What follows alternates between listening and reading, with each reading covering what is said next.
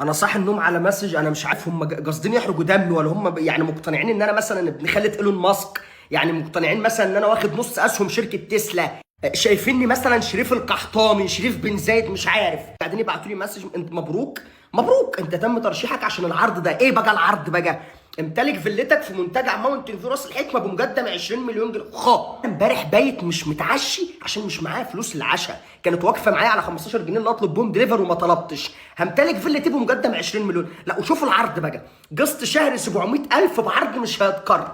هو عرض مش هيتكرر فعلا، 700,000 قسط شهري. يا ولاد الوسخه. فالبنت بتكلمني بتقول لي يا فندم انت في حد رشح رقمك؟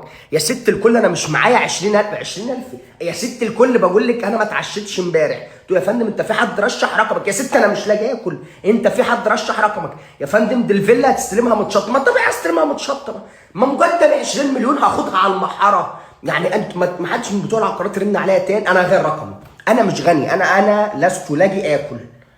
واللي رشح رقم اللي بتوع العقارات وقال لهم ان انا معايا 20 مليون، اقسم بالله لو عرفتك يا ماشي ماشي.